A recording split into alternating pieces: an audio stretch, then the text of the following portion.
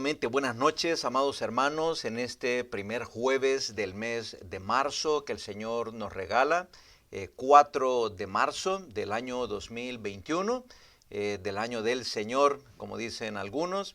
Este servidor, Freddy Hernández, quiere darles la bienvenida a cada uno de ustedes esta noche. Estamos allá afuera con una temperatura que se siente a 32 grados.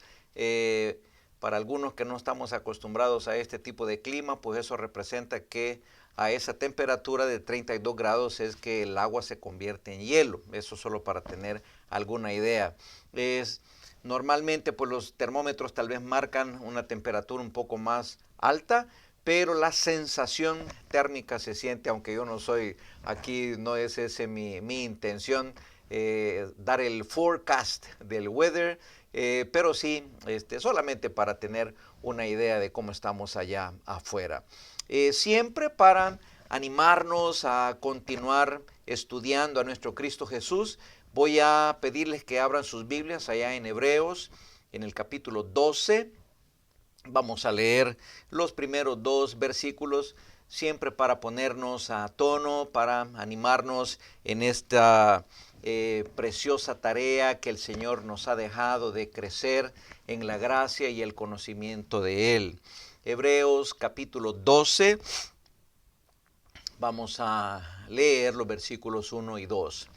Y dice así: por tanto, nosotros también, teniendo en derredor nuestro tan grande nube de testigos, despojémonos de todo peso y del pecado que nos asedia, y corramos con paciencia la carrera que tenemos por delante. Y luego dice: puestos los ojos en Jesús, el autor y consumador de la fe, el cual por el gozo puesto delante de él, sufrió la cruz, menospreciando el oprobio, y se sentó a la diestra de Dios. En el capítulo 11, hablando de Moisés, él menciona que tenía puesta la mirada en el galardón, y eso fue lo que animó a este hombre a continuar adelante. Y para nosotros, según este pasaje, el galardón, nuestro galardón, tiene nombre, y ese nombre es Cristo Jesús. Para Moisés tenía puesta su mirada juntamente con nosotros, héroes de la fe, en la patria celestial, en el galardón, como viendo al invisible, y para nosotros esto significa nuestro Cristo Jesús. Puestos los ojos en Jesús. Y ese es el ánimo que queremos tener a través de el estudio del Nuevo Testamento. En todo el Antiguo Testamento podemos encontrar señalada la persona de Cristo Jesús hacia el futuro. En el Nuevo Testamento, en los Evangelios, tenemos señalado al Cristo Jesús cuando se hizo hombre, su encarnación, su trabajo, su carácter, personalidad, su ministerio aquí en la tierra, y luego las epístolas que nos dan mucha mayor revelación de las cosas eternas que el Señor nos enseñó en el Antiguo Testamento y que Cristo enseñó mientras estuvo aquí en la tierra, y la proyección hacia el futuro cuando nuestro Señor venga.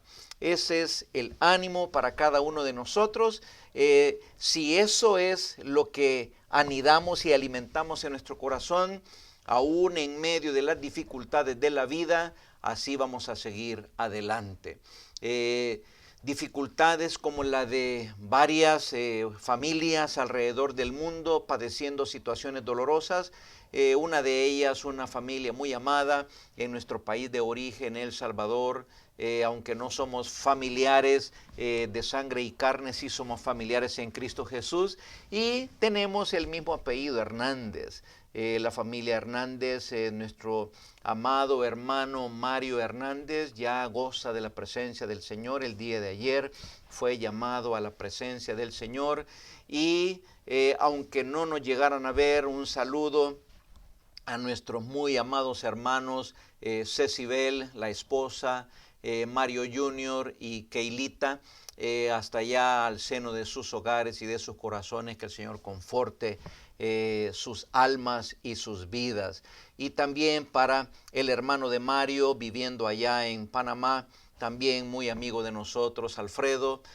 También para ti, Alfredo, un saludo especial en el nombre del Señor. Y voy a animarlos a que a capela podamos entonar delante del Señor para nuestra edificación este coro de este himno compuesto por esta hermana, la hermana Helen Howard Lemmel, que se dice que la paradoja de esto es que ella nos anima a fijar nuestros ojos en Cristo, hablándonos del texto de Hebreos 12, versículo 2, pero parece ser que ella escribió estas palabras y estas notas cuando padecía de ceguera. Sin embargo, su ceguera física no era impedimento para poder contemplar con sus ojos espirituales esa gloria de nuestro Cristo.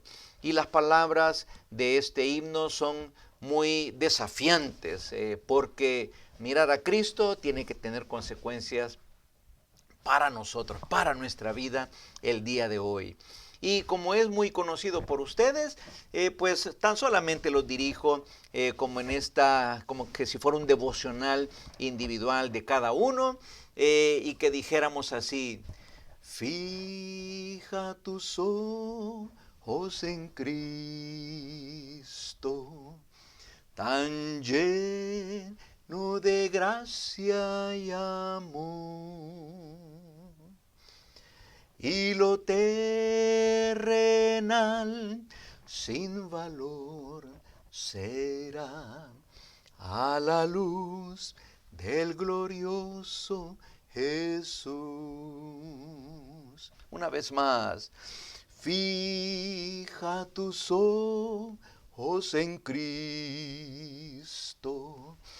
tan lleno de gracia y amor, y lo terrenal sin valor será a la luz del glorioso Jesús. Ciertamente así es, Señor. El único que puede darnos la perspectiva correcta de las cosas mientras estemos aquí en la tierra eres tú, Señor. Y te alabamos porque has abierto nuestros ojos en tu gracia, en tu favor y en tu misericordia, al habernos hecho colocar nuestra fe en este Cristo, quien es el camino, la verdad y la vida. Rogamos, oh Señor, que nos ayudes a conocerte más, pero no de manera teórica, no únicamente como un pensamiento, un ejercicio mental. Te rogamos que nos ayudes a conocerte, porque conocerte a ti, tú lo dijiste ahí en San Juan 17, es la vida eterna. Conocer al Padre es la vida eterna, y conocer al Hijo que fue enviado por el Padre es la vida eterna. Y al conocerte a ti, podemos entonces tomar la perspectiva correcta de las cosas aquí en la tierra. Y por más atractivas, por más brillantes, por más costosas que se miren desde la perspectiva humana, en comparación contigo, como dice el canto, sin valor será. Pero esto mientras tengamos nuestra mirada puesta en ti. Ayúdenos en esta noche, Espíritu de Dios, usted que ha sido dejado para darnos a conocer a este Cristo, ayúdenos por favor a entender un poquito más, a afirmar estas lecciones de su palabra, particularmente del Evangelio de Marcos. Ayúdenos a aterrizar un poco más estas cosas en nuestro corazón y que den fruto fruto de vida eterna, para su gloria, para su honra, para edificación de aquellos que se encuentran a nuestro alrededor, para bendición de las personas que todavía no lo conocen, para que seamos movidos a hablarles de este Cristo y para edificación nuestra también, mientras nos encontremos peregrinando aquí en esta tierra. Señor, en sus manos dejamos pues este tiempo de estudio, el estudio número 3 del Evangelio según San Marcos. Que usted sea honrado, deme la sencillez, la soltura, el poder explicar estas cosas entendiblemente, y que a través de este pequeño estudio sigamos siendo edificados y sigamos alimentando y haciendo que nuestra alma anhele conocer más de este Jesús y poner en práctica en nuestra vida eso que el Espíritu Santo está haciendo de conformarnos cada vez más a la imagen de nuestro Cristo. En sus manos pues ponemos este tiempo con adoración, con alabanza y gratitud en el nombre de Jesús. Amén. Muy bien, amados hermanos, entonces estamos en este tercer estudio del Evangelio de San Marcos, Jesús según el Evangelio de San Marcos.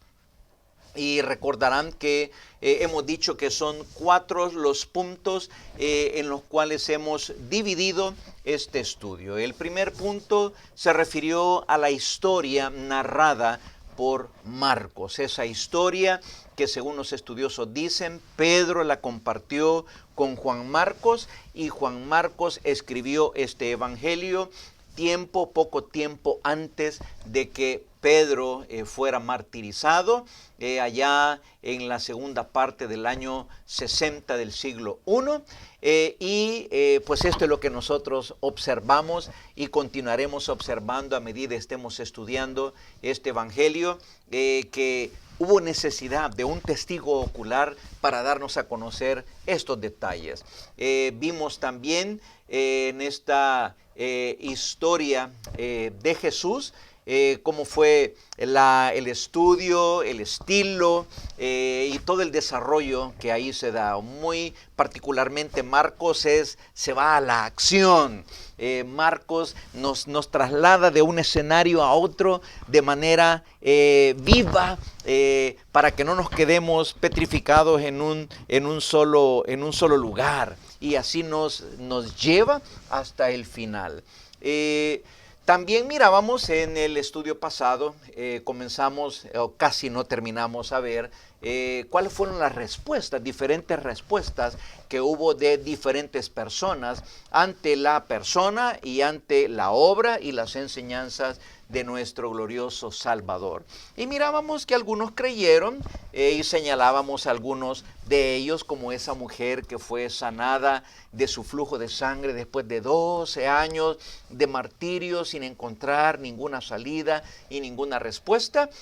Miramos que otros creyeron, pero superficialmente, y básicamente nos referíamos a las multitudes, y por eso tener mucho cuidado de creer que lo que las multitudes dicen será lo correcto. No, esas multitudes, como muy bien lo ha señalado el hermano Erwin cuando estuvimos estudiando Mateo, esas multitudes que tuvieron su clímax de aplausos para con Jesús en la entrada triunfal de Jerusalén, esa misma multitud es la que se encargó de gritar que lo crucificaran en la cruz.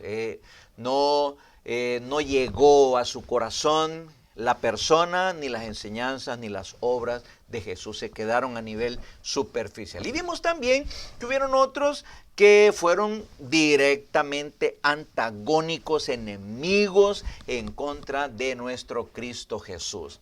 Y terminábamos viendo, por lo menos dando a conocer, que hubo otros que también creyeron, pero fueron lentos en aprender. Creyeron, pero fueron lentos en aprender. ¿Sabe qué? Yo pertenezco a este grupo. Y probablemente todos nosotros los cristianos de las diferentes épocas pertenecemos a este grupo. Creímos, pero somos lentos para aprender. Los testimonios que aparecen acerca de este grupo en este evangelio son testimonios de reprimendas, testimonios de llamadas de atención, particularmente de parte de Jesús. Y esto es lo que vamos a observar en los pasajes que vamos a ver. Así que le animo a que tenga ahí su Biblia abierta en el Evangelio de San Marcos, porque vamos a ver algunos pasajes como detalles, como hechos escritos en este Evangelio. Y cuando vemos estas palabras y estos testimonios de Jesús acerca de sus discípulos, cuál fue la opinión del Señor para con sus discípulos, únicamente lo que podemos concluir es esto: también tuvo que haber habido alguien dentro de ese grupo que participara de estas reprimendas para darlo a conocer, y ese testigo ocular, pues entonces nosotros decimos, fue el apóstol Pedro. Los animo entonces que miren ahí en Marcos, busquen el capítulo 4, Marcos capítulo 4, y lean el versículo 13. Leamos Marcos capítulo 4 y miremos aquí el versículo 13. Les dice el Señor: ¿no sabéis esta parábola? ¿Cómo pues entenderéis todas las parábolas? Esas no son palabras de ánimo, esas no son palabras de aplauso para los discípulos, realmente no. Aquí, en este capítulo 4, de manera corta, se abrevia lo que allá aparece en Mateo capítulo 13, pero comienza con esa parábola, la famosa parábola del sembrador. Y el asunto es que cuando el Señor terminó de dar la parábola, los discípulos se le acercaron y le preguntaron: ¿y qué significa la parábola? Y entonces es aquí cuando el Señor Jesucristo les dice allá en Marcos 4:13: ¿no sabéis esta parábola? ¿Cómo pues entenderéis todas las demás parábolas? Creyeron, pero fueron lentos para aprender. Ahí mismo en el capítulo 4, el versículo 40, observe lo que dice. Y esto fue después de haber atravesado, mientras iban en la barca, Jesús dormía, se levantó una gran tormenta de noche y el Señor se paró después de que fue despertado, hizo que callara y enmudeciera la tempestad y el mar, y luego les dice en el versículo 40: ¿por qué estáis así amedrentados? ¿Cómo? ¿No tenéis fe? Creyeron, pero fueron lentos para aprender. Esta es palabra de ánimo para mí, y yo espero que también sea palabra de ánimo para usted. Marcos capítulo 6, versículos 37. Observe lo que ahí dice. Marcos capítulo 6, versículo 37. Respondiendo les dijo, está hablando de aquel momento donde estaba todo aquel gentío, la multiplicación de los panes, la alimentación de las 5,000 personas que ahí se menciona. Y dice el versículo 37, respondiendo les dijo: dadle vosotros de comer. Ellos le dijeron: que vayamos y compremos pan por 200 denarios y les demos de comer. Este no fue el primer milagro, esta no fue la primera señal que Cristo hizo. Ya les había demostrado anticipadamente el poder que salía de Él, lo poderoso que Él era, cómo le obedecían los demonios, cómo le obedecían las enfermedades, cómo le obedecía la naturaleza. Y ahora, ante esta situación, dicen: no hayamos qué hacer. ¿Pero y qué vamos a hacer, Señor? ¿Cómo? ¿De dónde vamos a sacar dinero para darle de comer a toda esta gente? Creyeron, pero eran lentos para aprender. Qué ánimo para nosotros. Y más adelante, allá en el versículo 52, después de sucedido todo esto en el 37 y luego el 52, este episodio tremendo cuando el Señor les dice: bueno, ustedes váyanse al otro lado, se suben a la barca y Él se queda en ese lugar, y aquí dice que Él se encargó de despedir a la multitud. Y Él se quedó orando a solas. Cuando lo vio remando ahí a la tercera vigilia de la noche, entonces el Señor camina y se acerca hacia donde ellos están, caminó sobre el agua, espantados, así estaban, y el versículo 52 51 y 52 dice, y subió a ellos en la barca, y se calmó el viento, y ellos se asombraron en gran manera y se maravillaban, porque aún no habían entendido lo de los panes, por cuanto estaban endurecidos sus corazones.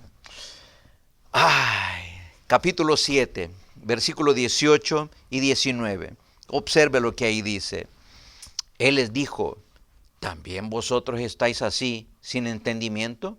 ¿No entendéis que todo lo de fuera que entra en el hombre no le puede contaminar? Y usted sabe a cuál pasaje se refiere estas palabras. Estaba ya esa discusión de los fariseos que le dijeron, ¿y cómo es eso de que tus discípulos no se lavan las manos? ¿Cómo es eso de tus discípulos que no respetan todos los rituales que nuestros antepasados nos han enseñado que debemos de practicar? Y el Señor Jesús entonces dio a conocer esas palabras que dijo anteriormente, pero aquí lo que nos subraya esto es, no habían entendido, no entendieron. ¿No entendéis que todo lo de fuera que entra en el hombre no le puede contaminar? Porque no entra en su corazón, sino en el vientre y sale a la letrina. Dice el versículo 19, esto decía, haciendo limpios todos los alimentos. Lentos, tardos para aprender. Hermano, hermana, si alguna vez te has sentido así en cuanto a las enseñanzas de la palabra del Señor, pues no eres el primero, ni serás el último. Antes de ti y antes de mi persona, aquí están el testimonio de los discípulos. Lentos, creyeron, claro que sí, pero eran lentos para aprender. Y un último ejemplo, Marcos capítulo 9. Observe lo que dice ahí, versículos 30 al 32. Marcos capítulo 9, versículos 30 al 32. Después de la transfiguración, después de la sanidad de aquel muchacho endemoniado, del padre que estaba ahí clamando al Señor y que le dijo, sí, Señor, ayuda a mi fe, vienen estas palabras de versículo 30 y 31, donde el Señor da este anuncio, un anuncio no muy grato, un anuncio que ya lo había dado con anterioridad. Allá después de que Pedro dio aquella declaración tan grande, esa revelación que el Señor le dio, tú eres el Cristo, el Hijo del Dios viviente, pero aquí hace este señalamiento otra vez. Versículo 30 y 31 de Marcos 9 dice, habiendo salido de allí, caminaron por Galilea, y no quería que nadie lo supiese, porque enseñaba a sus discípulos y les decía, el Hijo del Hombre será entregado en manos de hombres y le matarán, pero después de muerto resucitará al tercer día. Y observe lo que dice el siguiente versículo. Pero ellos no entendían esta palabra y tenían miedo de preguntarles. Ahí están esos pasajes que hemos visto, ahí se encuentran en su pantalla. ¡Qué tremendo! Pero ellos no entendían esta palabra y tenían miedo de preguntarle. Aún en ese grupo tan selecto, en ese grupo tan íntimo, en ese grupo donde habían convivido a saber cuántas comidas, a saber cuántas noches durmiendo juntos, a saber cuántas millas caminando juntos, cuántas polvazones siendo atacados cada uno de ellos todos juntos. Y dice, todavía ahí tenían miedo de preguntarle. Lo que debe de sorprendernos, amados hermanos, a ti y a mí, no es la lentitud en el aprendizaje de los discípulos. Y no es esto lo que debe de sorprendernos, ni esto lo que debe desanimarnos, no. Lo que debe de sorprendernos es la gran misericordia, la misericordiosa paciencia que nuestro Cristo tuvo para con sus discípulos de enseñarles una y otra vez las mismas enseñanzas, repetírselas, dárselas a conocer de diferentes maneras, con diferentes colores, diferentes historias, para que al final ellos llegaran a entender. Sin embargo, entendieron hasta que vino el Espíritu de Dios sobre ellos. Ustedes y yo ya tenemos el Espíritu de Dios.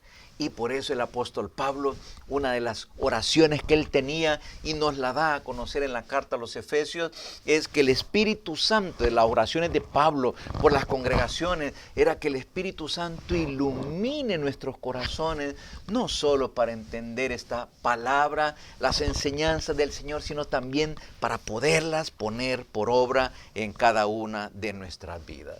Bueno, hermanos, conociendo esto, tal vez nos haga más sentido entender estas palabras que entonces el apóstol Pedro dio a conocer en esa su segunda carta que escribió. Segunda carta del apóstol Pedro, capítulo 1, versículos del 5 al 8, cuando dice, leamos juntos, vosotros también, poniendo toda diligencia, y este es el asunto, amados hermanos, hay un esfuerzo que el Señor nos pide a ti y a mí hacer. Este libro no lo podemos tener o mantener cerrado. Este libro hay que abrirlo, este libro hay que digerirlo, pero la única manera de digerirlo es abriéndolo, acercándonos a Él. Y acercándonos a Él, dice de esta manera, con esta actitud, con diligencia, poniendo toda diligencia, dice, por esto mismo, añadid. Y esa es una de las palabras claves que aparecen ahí. Diligencia, añadid a vuestra fe virtud. Esa fe que nos ha salvado, añadirle virtud. Y la virtud es algo que se exuda, es algo que se da a conocer. Son acciones. Lo que dijo allá el apóstol Pablo en Efesios, en el capítulo 2, en el versículo 10, dando a conocer esas buenas obras, que andemos en esas buenas obras que el Señor preparó de antemano para nosotros, que lo demos a conocer. Añadida a vuestra fe, virtud. Pero la virtud dice, muy bien, no cualquier tipo de acciones, sino conocimiento. ¿Pero cuál conocimiento? El conocimiento de la palabra del Señor, y por eso hay que estudiarla. Pero a este conocimiento dice que hay que añadirle dominio propio, porque van a haber un montón de cosas aquí en la Escritura que van a sonar ofensivas para nosotros, van a sonar contrarias a lo que todo este cuerpo nos pide hacer, pero dice, hay que, una vez conozco lo que el Señor me dice, ninguna palabra corrompida salga de vuestros labios, sino la que sea necesaria para la buena edificación de los oyentes. Ay, para muchos de nosotros eso es en contra, pero dice, hay que añadir al conocimiento dominio propio, esto que la palabra me dice, debo de ponerlo en práctica. Muy bien, entonces lengua, cállese, pero dice también al dominio propio, hay que añadir paciencia, porque la cuestión es no solamente una vez, no, es constantemente, pacientemente, resistentemente, aguantando. Ay, pero ¿y cuándo? Pues, ¿y cuándo se me va a quitar esto? Bueno, siga orando, sigamos orando, sigamos dependiendo del Señor y sigamos practicando y pidiéndole, Señor, ayúdame, y estando conscientes de cada una de estas cosas. Pero dice, añadida a la paciencia, piedad, para que la cosa quede en su nivel. No solamente es por causa de que mi esfuerzo humano, no somos los Alcohólicos Anónimos, ni ningún otro grupo como estos, no, es por el poder de Dios, y esta es la virtud, la búsqueda de Dios para nuestro potencial. Entonces, añadir a esta paciencia piedad, y la piedad, la búsqueda de Dios, lo que va a provocar es afecto fraternal, que yo me lleve mejor con el prójimo, que me lleve mejor con los demás, comenzando, ya sabe desde dónde, desde la familia, al interior de la familia. Y para que no se quede ahí nomás con aquellos con los que nos relacionamos en la iglesia, en la familia, en el trabajo, dice, y al amor fraternal hay que añadirle amor, afecto fraternal hay que añadirle amor. Y este amor es el amor que Cristo mostró por nosotros, que aún siendo pecadores, Él vino y entregó su vida por nosotros. Bueno, mis hermanos, entonces aquí sí llegamos al final de esa segunda parte que tiene que ver con las respuestas de diferentes personas ante Jesús. Y aquí nos vamos a la tercera de esas de esos puntos que dijimos en los que íbamos a encuadrar nuestro estudio de Marcos, las enseñanzas de Jesús. Bueno, una de las cosas interesantes que nosotros observamos en el Evangelio de Marcos, no solamente esa rápida sucesión de acciones y actividades, obras específicas en la vida y en el ministerio de nuestro Señor Jesucristo, para probar a la audiencia romana que Él era el Cristo, el Hijo de Dios, quien sirvió, sufrió, murió y se levantó de los muertos como el siervo sufriente del Señor. En este evangelio notamos, ¿sí?, que muchas de las partes en el ministerio del Señor tuvo que ver con sacar demonios, echar fuera demonios, con sanar enfermedades, con dar a demostrar que Él es el Señor de la creación, al tener poder sobre los vientos, sobre el mar. Pero algo que notamos en el Evangelio de Marcos es su enseñanza, que parte de su ministerio, y eso es lo que subraya el Evangelio de Marcos, es que Jesús se dedicó a enseñar. Y ahí tienen en sus pantallas pues una idea, una de las cosas que él hacía. Recordemos, aquí estamos en la parte norte. Marcos, si recuerda ya en la primera parte cómo desarrolla la historia de los capítulos 1 al 8, todo el ministerio de Jesús se centra en Galilea, la parte norte. Y allá en Galilea es donde está el mar de Galilea o el lago de Genesaret. Y una de las cosas que él hacía decía dentro de, si usted lee el Evangelio de Marcos, Jesús a sus discípulos les daba esta encomienda: siempre ténganme lista una barca para que yo desde ahí le enseñe a la multitud. Esta tarea de enseñar es subrayada, mis amados hermanos, en el Evangelio según San Marcos. Y yo les animo entonces, otra vez, ahí en sus Biblias, Marcos capítulo 1, versículo 21. Vamos a ver algunas cosas donde se nos subraya estas palabras de manera particular. Enseñar, predicar. Ok, Marcos capítulo 1, versículo 21, mire qué es lo que dice. Entraron en Capernaum, estamos hablando de la parte norte siempre, Galilea, la parte norte del lago de Genesaret, y dice, y los días de reposo, entrando en la sinagoga, ¿qué hacía? Dice, enseñaba. Más adelante, en el versículo 38, siempre del capítulo 1, dice, él les decía, vamos a los lugares vecinos, para que predique también ahí, porque para esto he venido. Capítulo 2, versículos 1 y 2. Observe lo que dice y subraye esto, porque esto es bien importante, mis amados hermanos.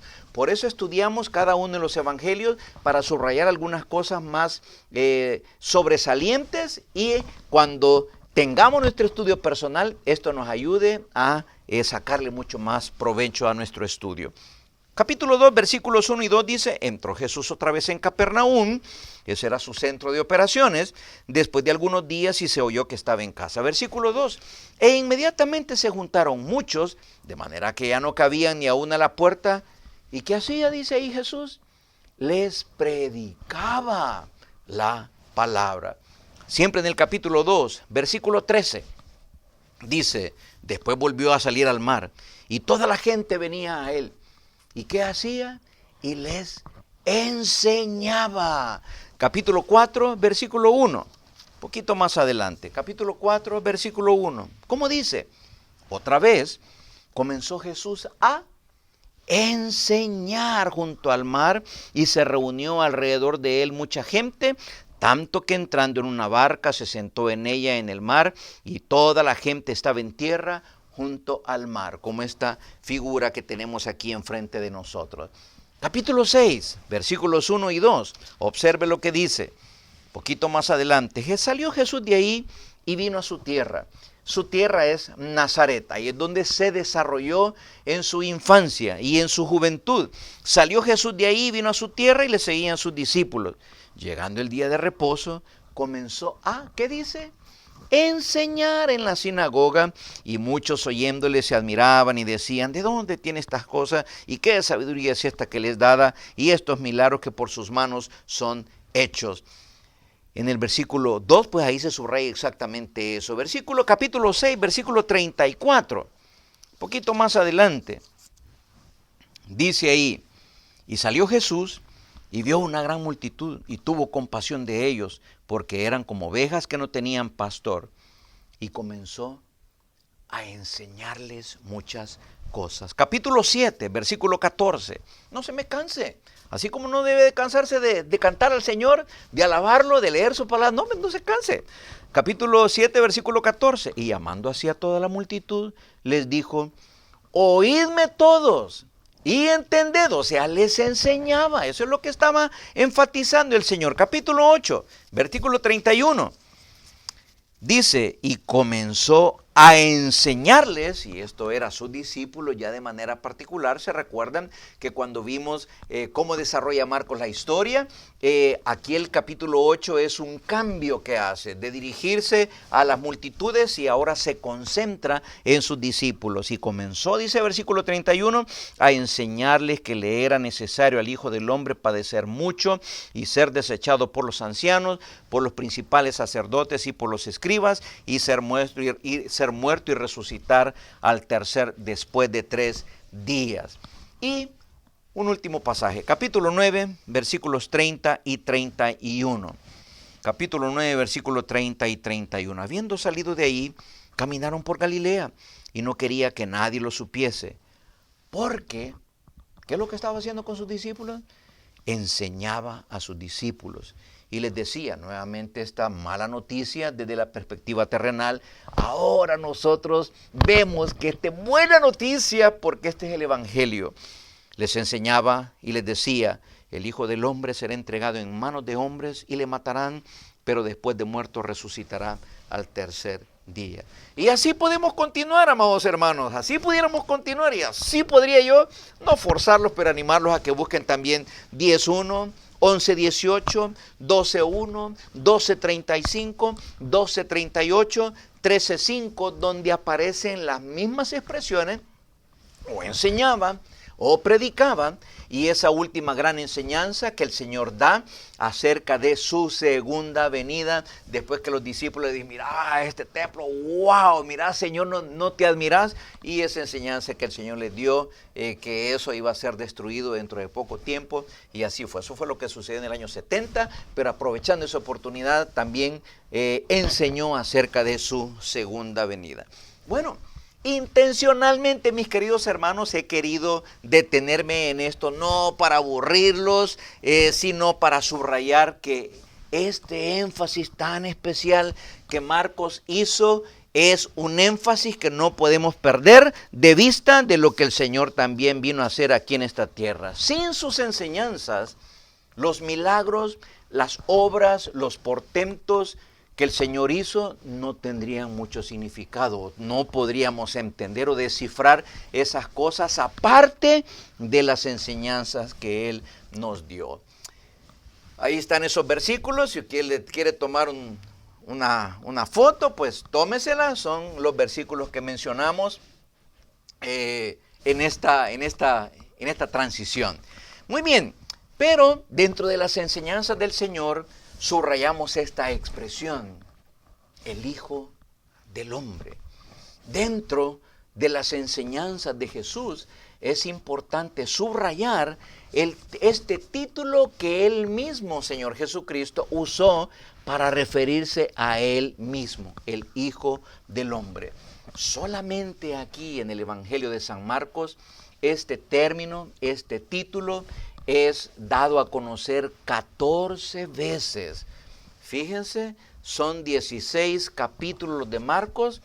Una vez casi por capítulo se da a conocer este título, Hijo del Hombre. ¿Qué habrá querido Jesús enseñar al utilizar este título? ¿Qué cree usted? Hijo del Hombre, porque se lo atribuyó a Él mismo. Bueno, por lo menos le voy a responder, no quiere significar lo que algunas personas críticas, enemigas del Señor, quisieran atacar en contra de Jesús. Porque muchos dicen, no, si Jesús nunca dijo que era Dios, más bien dijo que era hombre, así Hijo del Hombre. Bueno, no es eso. Jesús no estaba enfatizando algo como hijo del hombre, porque ¿saben qué? Yo soy como cualquier hijo de vecino, o sea, yo no tengo nada especial, nada que ver. Sin querer sonar a repetitivo, Jesús fue intencional en utilizar este término. Lo usó para referirse a sí mismo. Quiero que miremos estos pasajes.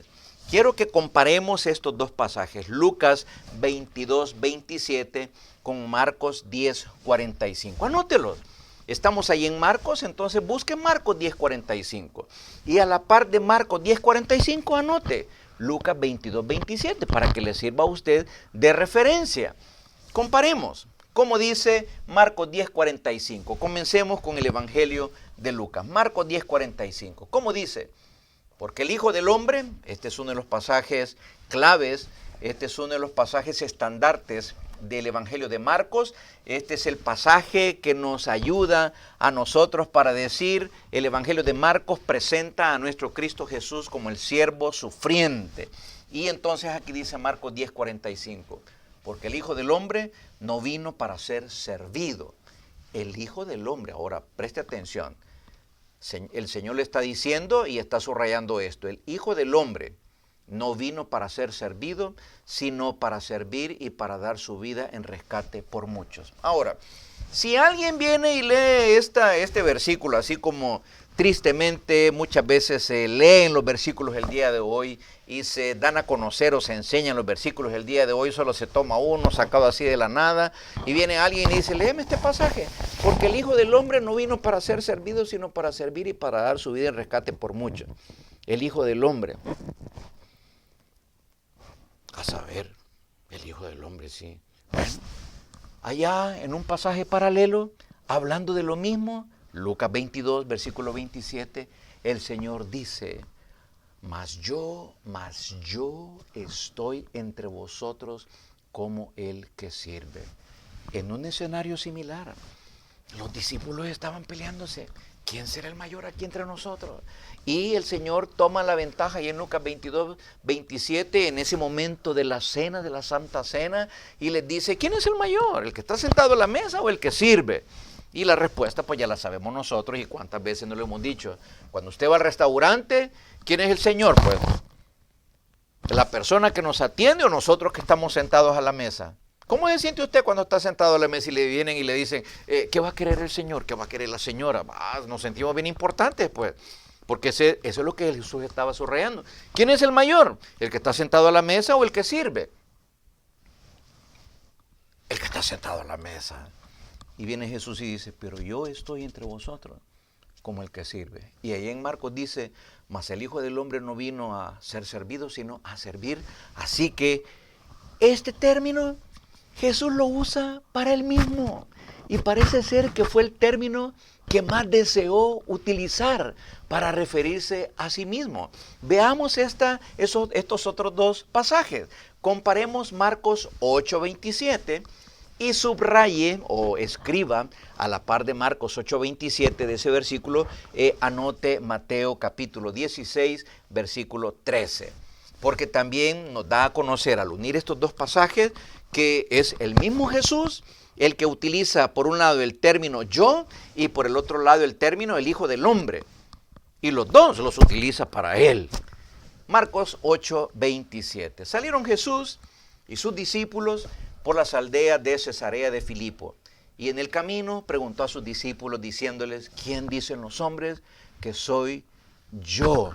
Ahí no había para dónde escapar. Ya sabemos, se estaba refiriendo a él. Cuando usted dice yo, cuando le pregunta a sus hijitos, bueno, ¿y aquí quién hizo este desorden, pues? ¿Quién hizo este desorden? Y allá están los tres muchachitos o las tres muchachitas, ¿verdad? O los dos, y así, ¿verdad? Y todos viéndose y todo, y bueno, y aquel que se siente culpable dice yo, o sea, es a él que se está refiriendo. Cuando Jesús dice yo, es a él a que se está refiriendo. Pero en Mateo 16:13 dice, hablando de el mismo ambiente y hablando de la misma situación. Viniendo Jesús a la región de Cesarea de Filipo, preguntó a sus discípulos, diciendo, ¿quién dicen los hombres que es el Hijo del hombre. Así que Jesús, de manera intencional, utilizó este título para referirse a Él. Pero otra vez nos quedamos, todavía no hemos respondido a la pregunta, ¿y qué habrá querido enseñarnos Jesús al utilizar este título, pues? ¿Qué habrá querido enseñarnos? Bueno, antes de dar una respuesta, nos quedamos con la pregunta, bueno, y entonces aquellos que son estudiosos de la Biblia y del Antiguo Testamento pudieran decir, bueno, pero hay unos pasajes en el Antiguo Testamento donde este título suena igual. Pero este título suena igual, pero se le da al hombre. Por ejemplo, tome nota de este pasaje, Números 23, 19, un pasaje bien conocido por todos nosotros, un pasaje citado una gran cantidad de veces. Y lo citamos principalmente cuando queremos subrayar la gran diferencia que existe entre Dios y nosotros los seres humanos. Cómo Él cuando dice algo así va a ser y cómo nosotros como seres humanos cuando decimos que vamos a hacer algo y no lo cumplimos. ¿Qué dice Números 23, 19? Dios no es hombre para que mienta. Y subraye eso, ni hijo de hombre. Allá vemos el hijo del hombre y aquí dice ni hijo de hombre para que se arrepienta. Y aquí hijo de hombre no se refiere a alguien divino, no, está haciendo un contraste entre Dios y los seres humanos que son considerados hijo de hombre. ¿Qué hacemos con pasajes como esto? Otro pasaje, Job, capítulo 25, 6. Si quiere, busque ese pasaje porque en esa oportunidad este es uno de los mal llamados amigos de Job. Job capítulo 25, es un pasaje cortito, el versículo 6, Bildad, uno de los mal llamados amigos de Job, pero él le quiere dar una amonestación a Job y una de las cosas que le dice es 26, capítulo 25, capítulo 25, el señorío y el temor están con él. Él hace paz en sus alturas. ¿Tienen sus ejércitos número? ¿Sobre quién no está su luz? Hablando de Dios. ¿Cómo pues se justificará el hombre para con Dios? ¿Cómo será limpio el que nace de mujer? O sea, está haciendo un contraste entre Dios, el hombre, Dios, el ser humano. Pero luego llega al versículo 6, este versículo, y dice, cuánto menos el hombre que es un gusano y el hijo de hombre también gusano. ¿Qué hacemos con estos pasajes entonces? Porque allá Jesús dice, yo soy el Hijo del Hombre. Yo. A Él se refiere. Otro pasaje, uno último. Salmo 146, versículo 3. Dice ahí, no confiéis en príncipes, ni en hijo de hombre, porque no hay en él salvación. El contraste, ¿en quién debemos de confiar? ¿Cómo es que dijo allá Jeremías? Maldito el hombre que confía en el hombre, pero aquí está dando ese término, hijo de hombre. No confíes en los príncipes ni en hijo de hombre, un ser humano. Confíen en Dios, confiemos en el Señor, porque no hay en el hijo de hombre salvación, sino que solamente hay en Dios. Pues hermanos, la conclusión a la que nosotros podemos llegar es que una de las cosas por las cuales Jesús utilizó el término el Hijo del Hombre es porque Jesús estaba consciente, 100% consciente de su naturaleza humana.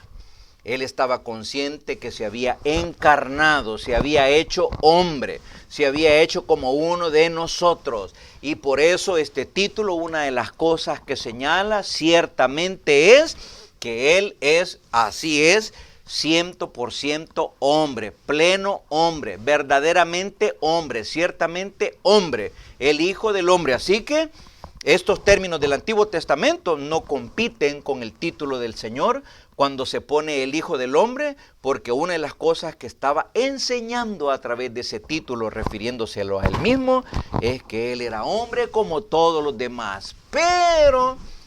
pero no cualquier hombre como todos los demás. Él era algo más que ese hombre. Bueno, ¿cómo lo sabemos?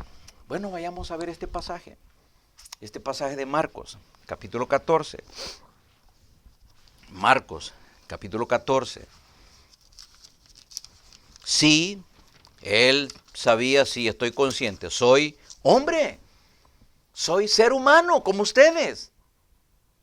Pero no se equivoquen, no soy un simple ser humano, soy Dios también. Marcos, capítulo 14, versículos 61 al 64.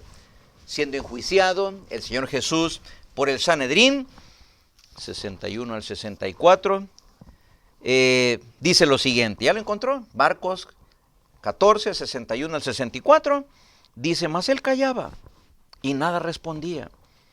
El sumo sacerdote le volvió a preguntar y le dijo, ¿eres tú el Cristo, el Hijo del bendito? Y Jesús le dijo, esto es, hermanos, para caer de rodillas. Yo soy. Así.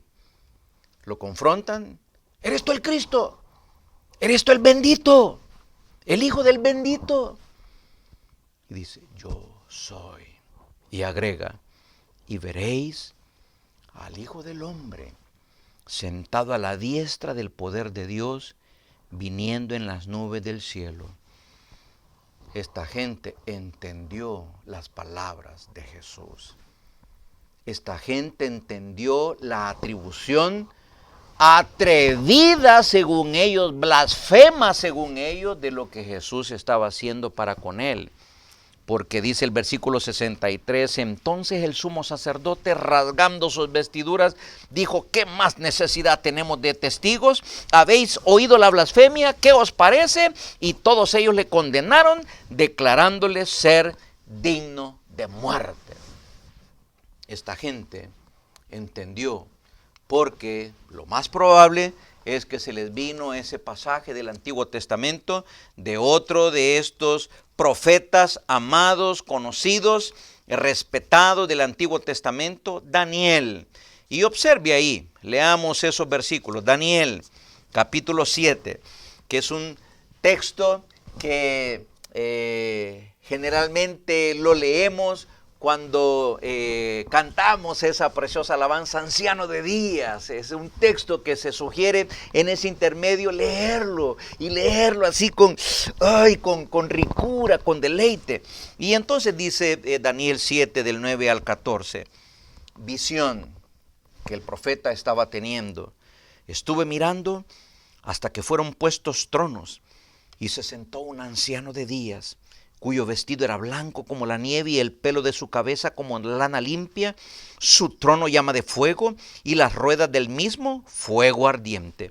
Un río de fuego procedía y salía de delante de él, millares de millares le servían y millones de millones asistían delante de él.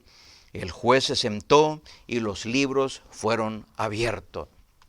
Versículo 13, mirando yo, continúa Daniel, observando de parte del Señor esta visión, y en el versículo 13 dice, miraba yo en la visión de la noche, y he aquí con las nubes del cielo venía uno como un hijo de hombre, un ser humano, pero no un ser humano cualquiera, es el ser humano por excelencia, el Hijo del Hombre, que vino hasta el anciano de días y le hicieron acercarse a él. Pero no se queda ahí la cosa. El punto es, sí, ya solo con eso, pues ya los del Sanedrín ya tenían para, y este loco que está diciendo, pues o sea, matémoslo mejor. No, es lo que viene a continuación en el versículo 14, lo que les hizo chillar los oídos, cuando dice, a este como hijo de hombre que venía en las nubes, dice el versículo 14, le fue dado dominio, gloria y reino para que todos los pueblos, naciones y lenguas le sirvieran. Su dominio es dominio eterno, como el dominio de Dios eterno. que nunca pasará, como el dominio de Dios, que nunca pasará. Y su reino, uno que no será destruido, como el reino de Dios, uno que nunca será destruido. Entonces, mis amados hermanos, creemos también, esta es nuestra conclusión certera cuando Jesús dijo eso, yo soy. Y verán al Hijo del Hombre venir en las nubes y sentarse a la diestra de Dios. Uy, aquellos hombres rechinaron.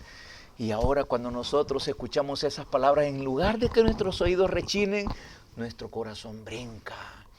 Brinca de gozo porque digo, ¡ay!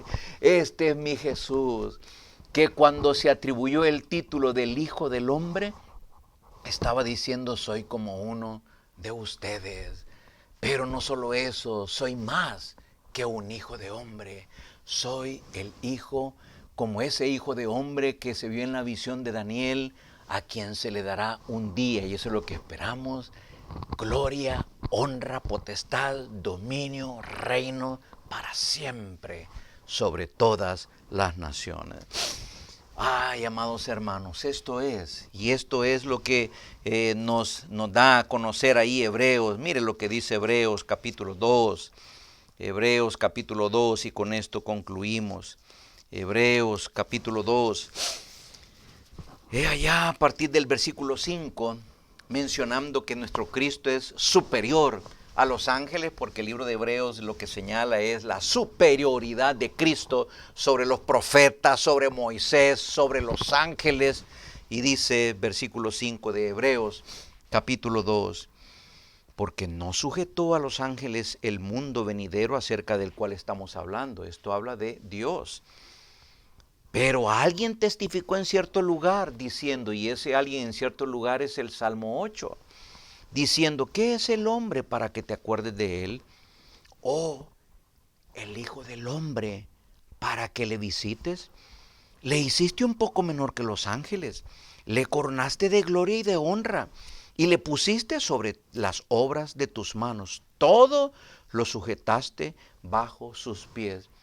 Y entonces así, en el Antiguo Testamento, sin entender bien esto, pues nosotros los seres humanos nos sentimos así que, este es un gran halago, pues, o sea, qué barbaridad, o sea, mire lo que ha hecho Dios con nosotros, ha puesto bajo nuestros pies todo lo que Él ha hecho, pero, Él, el único que llena todos los requisitos para que eso se dé de manera plena es Cristo, y esto es lo que revela Hebreos 12, porque Hebreos 2, porque sigue diciendo ahí en el versículo 8, porque en cuanto le sujetó todas las cosas, nada dejó que no sea sujeto a él. Pero todavía no vemos que todas las cosas le sean sujetas, hablando del ser humano. Pero dice aquí en el versículo 9, pero vemos a aquel que fue hecho un poco menor que los ángeles. Y para que no nos confundamos a quién se está refiriendo ese Hijo del Hombre, dice, pero vemos a aquel que fue hecho un poco menor que los ángeles, a Jesús, coronado de gloria y de honra a causa del padecimiento de la muerte, para que por la gracia de Dios gustase la muerte por todos. Amados hermanos, esta es la enseñanza grande que nos da el Evangelio de Marcos. Vamos a continuar con esto del Hijo del Hombre, porque hay otras cositas que hay que ver ahí. Pero lo que quiero concluir es esto. Esta es si hablamos de alguna enseñanza principal, sí, las parábolas, sí, lo que le dijo a los discípulos, sí, cuando vino el rico y se presentó delante de él, sí. Pero una de las enseñanzas por excelencia es que el Señor dijo, yo soy el Hijo del Hombre, 100% hombre y 100% Dios. Y probablemente ante estas cosas es que el apóstol Pablo escribió Romanos capítulo 15. Tantas cosas que ha escrito, pero estamos escarbando y sacando cada una de esas cosas al entender esta gente algo de lo que la palabra del Señor nos enseña. Dice Romanos 15, versículos 8 y 9, Pablo, escribiéndole a los cristianos en Roma, judíos y gentiles convertidos a Jesús, les dice, pues os digo que Cristo Jesús vino a ser siervo de la circuncisión, o sea, sirviente de los judíos, para mostrar la verdad de Dios. Y si ustedes observan, hay 3 propósitos ahí. Primer propósito, para mostrar la verdad de Dios a través de la persona de Jesús. Segundo propósito, para confirmar las promesas hechas por Dios a los padres de los judíos, Abraham, Isaac, Jacob. Y tercer propósito, y ahí entramos nosotros también, para que los gentiles glorifiquen a Dios por su misericordia. Al conocer a Cristo, en lo que Él nos enseña en la Escritura y particularmente en los Evangelios que estamos estudiando y ahora de manera especial Marcos, hermanos y hermanas, una de las cosas que nos queda es glorificar a Dios por su misericordia. Al ver la respuesta de las personas ante Jesús, la pregunta que ustedes y yo debemos hacernos, ¿a cuál de ellos me parezco? ¿A los antagónicos? ¿A los enemigos de Jesús? ¿A esos me parezco? Pues ¿sabes qué? Yo era uno de esos antagónicos. Yo no lo sabía. Según yo estaba del lado de él, mentira. Era enemigo de él. No había entendido el Evangelio. El Señor en su gracia y en su misericordia me hizo pasar de ser enemigo de Él a ser hermano de Él, a ser hijo de Dios, a que en lugar de estar en la calle fuera metido a la casa del Padre Celestial.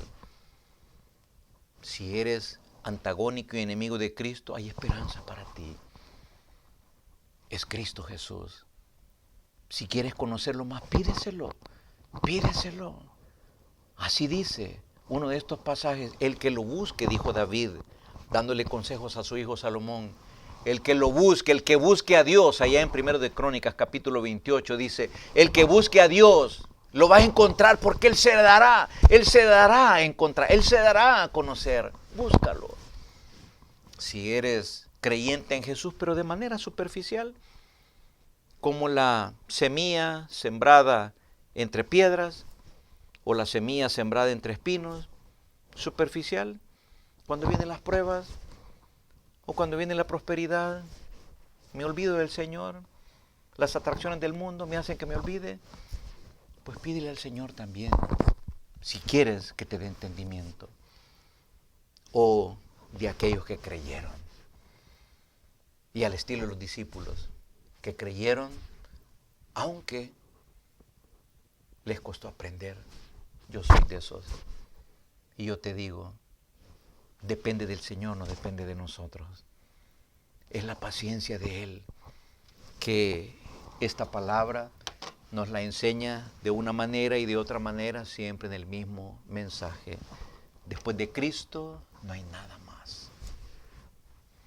Fija tus ojos en Cristo, dijo aquella hermana cuando escribió ese himno basado en Hebreos 12:2. Tan lleno de gracia y amor. Y entonces, cuando contemplemos el mundo, veremos que no es nada en comparación con la gloria de nuestro Jesús. Bueno, hermanos, entonces hasta aquí llegamos en esta noche, nuestro estudio número 3. Continuamos en este tercer punto, las enseñanzas de Jesús. Continuamos viendo, vamos a ver otros detalles importantes, no solamente esos dos que vieron ahí rápidamente, aquellos que prestaron atención, que no bajaron la cabeza cuando apareció ahí el mensajero, el Mesías, sino también otras cosas referentes a ese mismo título, el Hijo del Hombre. Pero eso, como lo ponemos aquí a continuación, continuará. To be continued en inglés. Entonces, mis amados hermanos, animados pues con esto, siga leyendo el Evangelio de Marcos, siga familiarizándose, sigamos familiarizándonos con no solo con el Evangelio, sino principalmente con nuestro Cristo. No como una tarea dificultosa, no, deseosos de querer conocer más de Él. Permítame entonces despedirlos con esta palabra de oración. Padre, muchas gracias por esta revelación especial que nos ha dejado la Escritura. Gracias porque a través de ella lo conocemos a usted, el Trino Dios, Dios Padre, Dios Hijo y Dios Espíritu Santo. El Padre planificando la salvación. El Hijo ofreciéndose amorosamente para que el plan del Padre se lleve a cabo a través de su persona. Y el Espíritu Santo revelándonos este plan tan maravilloso de salvación. Señor, traiga hambre y sed de su palabra, de usted, a nuestro corazón.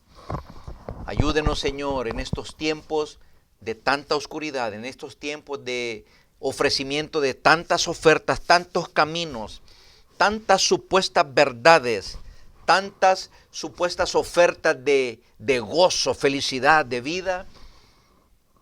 Háganos, Señor, entender que solamente Jesús es el camino, la verdad y la vida.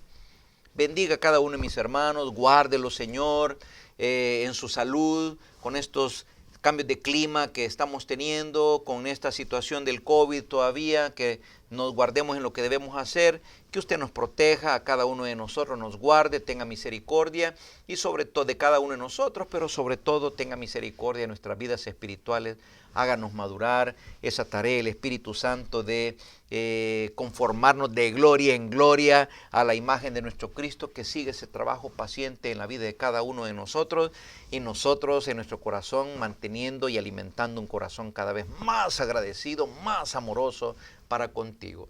Señor, todo esto lo ponemos a su cuidado con alabanza, con gratitud, en el precioso nombre de Cristo Jesús. Amén. Pasen buenas noches, amados hermanos.